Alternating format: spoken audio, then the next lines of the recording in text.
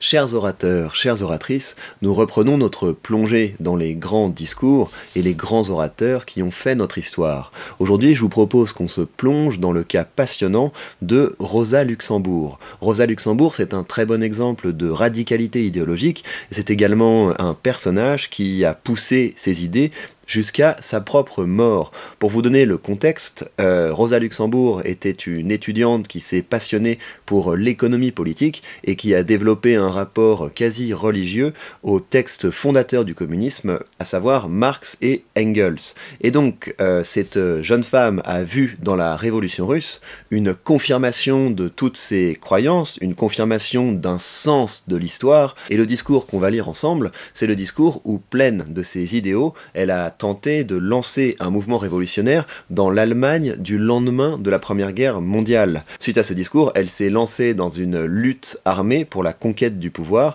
lutte dans laquelle elle a fini par laisser sa vie. Je vous propose donc qu'on se plonge dans son discours, qu'elle a tenu à un congrès du Parti communiste au lendemain donc de la Première Guerre mondiale. Je vous invite à être très attentif à la fine frontière entre radicalité idéologique et religiosité. Je vous invite également à être attentif à la force qui se dégage de ce texte. Il n'y a rien de plus fort que de parvenir à confondre ses croyances avec la vérité et que d'être capable d'amener le public à le faire avec nous. Camarades, la raison pour laquelle nous entreprenons aujourd'hui de discuter et d'adopter notre programme ne se limite pas au fait purement formel que nous nous sommes constitués hier en un nouveau parti autonome et qu'un nouveau parti se doit d'adopter officiellement un programme. La discussion d'aujourd'hui sur le programme est motivée par de grands événements historiques et notamment par le fait que nous avons atteint un point où le programme social-démocrate et plus généralement le programme socialiste du prolétariat doit être érigé sur de nouvelles bases. C'est une très bonne entrée en matière. C'est exactement comme ça qu'il faut faire. Il faut que quand vous faites un discours, le public sente que votre discours est un événement. Votre discours crée un événement. Ce n'est pas un discours habituel. Évidemment que c'est un discours habituel. On est au début d'un parti politique et quand on lance un parti, il faut effectivement lui donner une doctrine. Et très finement, elle montre non, ce n'est pas comme d'habitude. Là, il se passe quelque chose d'important. Regardez, l'histoire est en marche. L'histoire nous offre des confirmations de l'idéologie marxiste et nous allons donc bientôt pouvoir mener la révolution. Camarades, nous reprenons ainsi la trame qu'avaient tissée Marx et Engels dans le manifeste communiste il y a tout juste 70 ans. Comme vous le savez, le manifeste communiste considère le socialisme, la résolution des objectifs socialistes, comme la tâche immédiate de la révolution prolétarienne. Ce fut la conception que Marx et Engels défendirent lors de la révolution de 1848 et qu'ils considéraient également comme le fondement de l'action prolétarienne au sens international. Tous deux croyaient alors, et toutes les têtes du mouvement prolétarien le croyaient aussi, qu'on allait avoir pour tâche immédiate d'introduire le socialisme, qu'il suffisait d'accomplir la révolution politique, de s'emparer du pouvoir dans l'État pour qu'immédiatement le socialisme prît corps. Comme vous le voyez, ce sont à quelques détails près les mêmes tâches que celles qui nous attendent aujourd'hui, la mise en pratique de la réalisation du socialisme. Et ça, c'est très intéressant, parce que vous voyez que Marx, évidemment, espérait pouvoir faire une révolution parce que c'était le sens de l'histoire.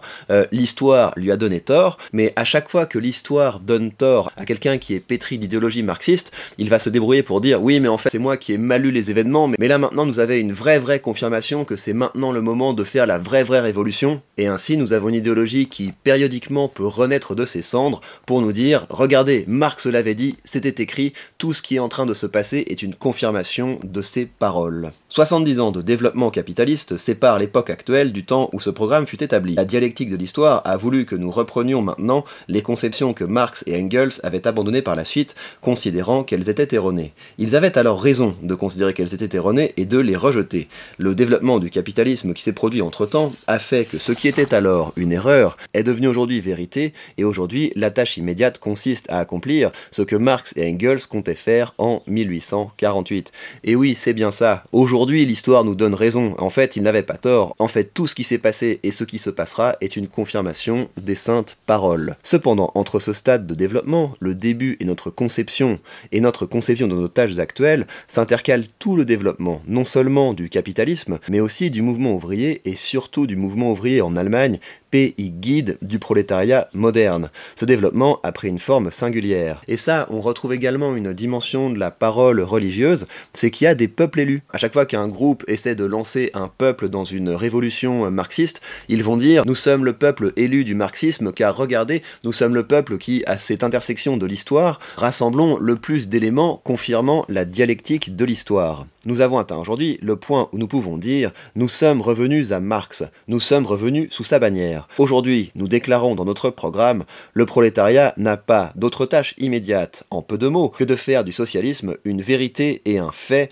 et de détruire le capitalisme du fond en comble. » Nous nous replaçons ainsi sur le terrain qu'occupaient Marx et Engels en 1848 et qu'ils n'ont fondamentalement jamais quitté. On voit maintenant ce qu'est le vrai marxisme et ce qu'était ce succédané de marxisme officiel dans la social-démocratie allemande. Et ça, c'est également une dimension de pureté idéologique qu'on trouve également dans le discours religieux. C'est, regardez, toutes les personnes qui ont, à travers l'histoire, concrétisé les écrits saints, en fait, se sont trompés. En fait, ils se sont trompés. Regardez, la vraie manière dont on pourrait vraiment appliquer le marxisme, c'est nous qui allons le faire maintenant. Et c'est avec cette petite pirouette que c'est possible de dire « Oui, mais le régime de Staline, c'était pas vraiment le communisme. Oui, mais la Corée du Nord, c'est pas vraiment le communisme. Le vrai communisme, c'est ce que nous allons faire maintenant. » Et ça, cette immunisation face à la critique, c'est évidemment très puissant. Ce qu'il faut faire maintenant, c'est diriger en pleine conscience toute la force du prolétariat contre les fondements de la société capitaliste. C'est à la base, là où chaque employeur fait face à ses esclaves salariés,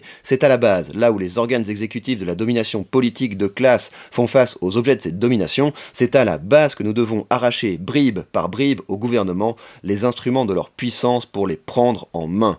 Passage très beau, très bien écrit, tel que je vous la dépeins. La marche de l'opération a l'air plus lente qu'on serait porté à le croire au premier instant. Je crois qu'il est bon que nous envisagions en pleine clarté toutes les difficultés et toutes les complications de cette révolution. Car j'espère comme moi, aucun de vous ne laissera la description des grandes difficultés, des tâches qui s'accumulent, paralyser son ardeur ou son énergie. Au contraire, plus la tâche sera grande et plus nous rassemblerons nos forces. Et n'oublions pas que la révolution sait faire son œuvre avec une extraordinaire rapidité. Et donc là, vous avez le levier de l'héroïsme. Je me souviens plus quand je vous en avais parlé, mais c'est quelque chose dont je vous avais parlé assez récemment. L'héroïsme, c'est ça. Activer le levier de l'héroïsme chez son public, c'est dire quelque chose du genre « Oui, la tâche est immense, mais c'est justement parce que la tâche est immense que nous devons redoubler d'efforts et que nous avons une chance de devenir des héros. » Donc ça, c'est très bien formulé, et c'est un très bon levier rhétorique, surtout quand on arrive vers la fin du discours. Je n'entreprendrai pas de prédire la durée nécessaire à ce processus.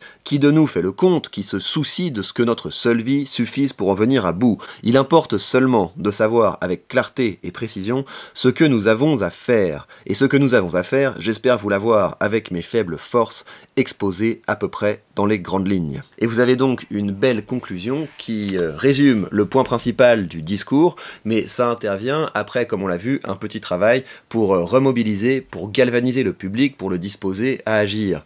C'était donc un très beau discours, un discours marquant. J'espère que cette série vous intéresse. Merci à ceux qui ont partagé dans les commentaires des idées de grands discours que nous pourrions lire ensemble. Je vais les prendre en compte. Merci de continuer à me faire des suggestions. Je suis très content d'avoir lancé cette série avec vous. Je pense qu'on va apprendre beaucoup de choses ensemble. Ça risque d'être passionnant, non seulement au plan rhétorique, mais également au plan de l'histoire et de la culture.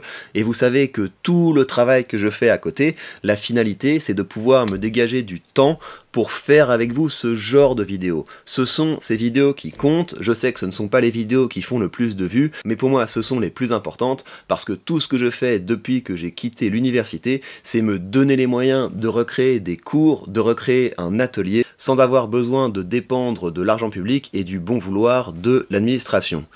Prenez bien soin de vous, et on se retrouve très vite pour de prochains discours.